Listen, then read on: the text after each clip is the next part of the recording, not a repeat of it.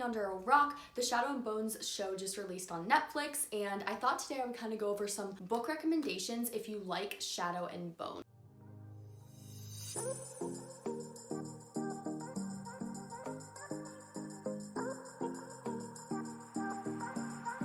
If you don't know what Shadow and Bone is about, it's basically like a high fantasy series, but in my opinion, what sets it apart from other series is that it's really rooted in the kind of like a Russian setting. It has like a really strong setting, whereas I feel like other fantasy series that are really popular, both for the Sarah J. Maas series or for the From Blood and Ash series by Jennifer L. Armentrout, are just kind of like generic European-ish fantasy, but this one's really strongly rooted in a specific culture. So a lot of the book recommendations I have today are going to be also rooted in a specific culture, but they're all going to be, I shouldn't say they're all, they're mostly high fantasy or historical fiction fantasy. I didn't add any books like Sarah J. Maas on the list. I tried to include some underhyped books. I'm not going to say they're all like super underhyped because some of them are kind of well known, but they're not like one of those really big series that's like super well known. If you are new to this channel, my name's Angela, and the friend of all the good YA book recs and literary lifestyle tips. Feel free to subscribe, and without further ado, let's get into these 8 book recommendations if you liked Shadow and Bone. The first series I have on this list is one that's slightly older, but I absolutely adore it, and it's the Winter's Curse series by Marie Rutowski. The first book in the series is The Winter's Curse, and basically it's about a world where there's some people who are enslaved and some people who are free. The main character is the daughter of an esteemed general in this world. She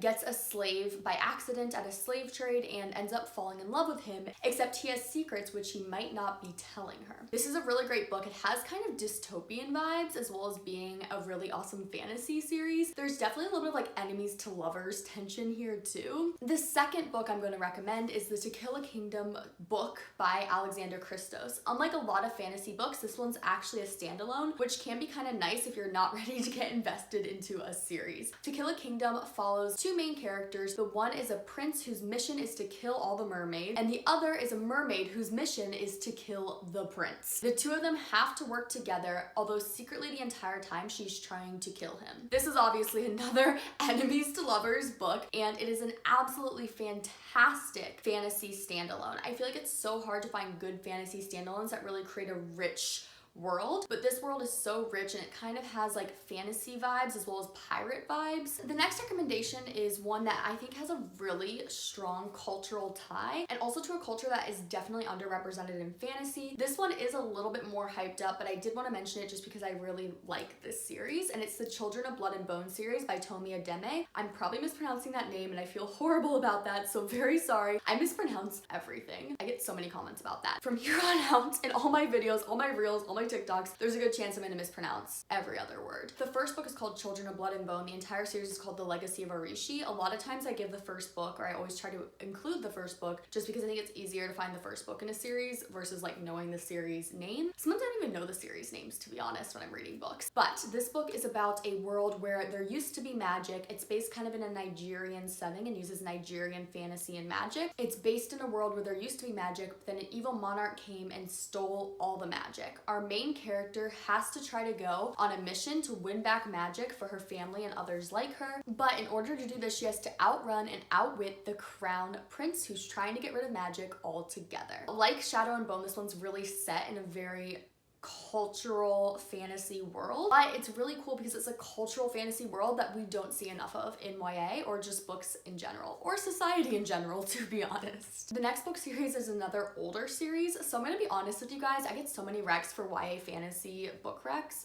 Like, people want me to make videos about that, but I don't read a lot of YA fantasy. It's probably one of my least favorite YA genres. Like, some of my favorite books are in that genre, but I actually prefer contemporary thrillers and sci-fi to fantasy books, so I don't read as many. I used to read a lot when I was younger, so a lot of these book series are slightly older, but they are still a great series. So the next one is The Kiss of Deception by Mary E. Pearson. The name of the full series is The Remnant Chronicles. The Kiss of Deception is the name of the first book in the series. In this first book, Leah is our main character. She's a princess of this giant kingdom and she's supposed to have powers, but she doesn't. On the day of her wedding, she decides to run away instead of getting married. When she's running away, at a pub she meets 2 handsome strangers. What she doesn't know is that that one is the prince that she jilted at the altar, and the other one is an assassin sent to kill her. This book series has all the drama, all the enemies to lovers with a weird love triangle thrown in. I absolutely adore this series. It's a really lighthearted, fun read, so if you kind of want something that's super entertaining and kind of an escapist book, this one is probably going to be a great bet.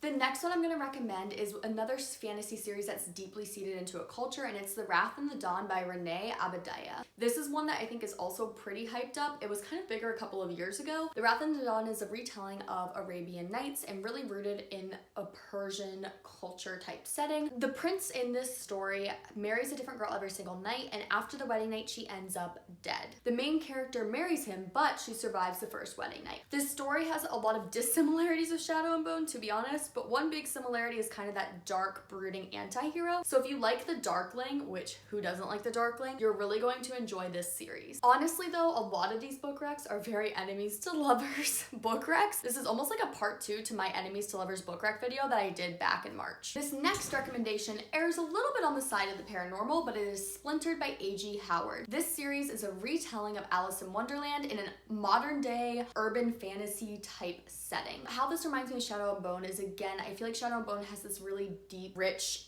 environmental setting, and Splintered is another book that has kind of that really deep setting, and obviously like Wonderland, so it's really rooted within that, and it also has just a lot of travel and just shenanigans in a fantasy world, which I feel like the Shadow and Bone series, they're constantly traveling as well. So basically the last 2 book recommendations, kind of like Splintered, are less similar than the first ones to Shadow and Bone, but I think they still have kind of a similar vibe, if that makes sense. So the next one is Winterspell by Legrand. She also just wrote another series, I think it's called Furyborn, which I've seen around, and I wonder if that one would also be similar to Shadow and Bone. But Winterspell, it's a Nutcracker retelling in Victorian era New York. Our main character is kind of a rich Victorian era woman, but she accidentally falls into a world with a handsome guy, fairies who are trying to kill all the humans, and other things that are kind of reminiscent of the Nutcracker. This book was such a fun read. I actually almost recommend reading it around Christmas time, which is when I read it, but right now obviously it's not Christmas time, so maybe that's not the most useful advice to give you when it's May. The last book I'm going to recommend is one that was super hyped up back around like 2012 or so, and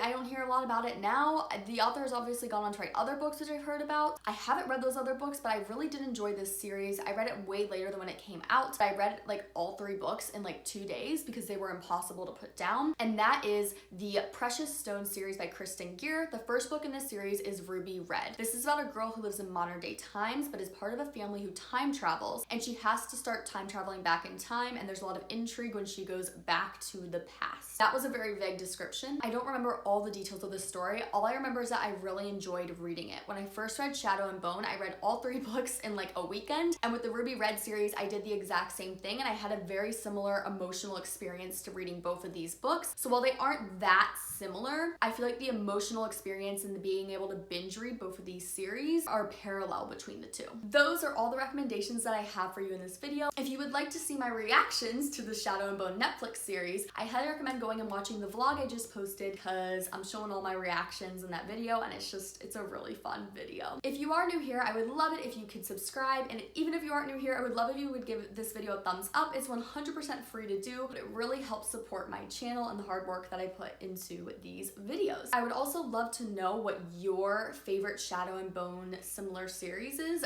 down below. Maybe we can create like an entire resource of fun Shadow and Bone similar book series in the comments section. As always, I will see you in my next video and down in the comments.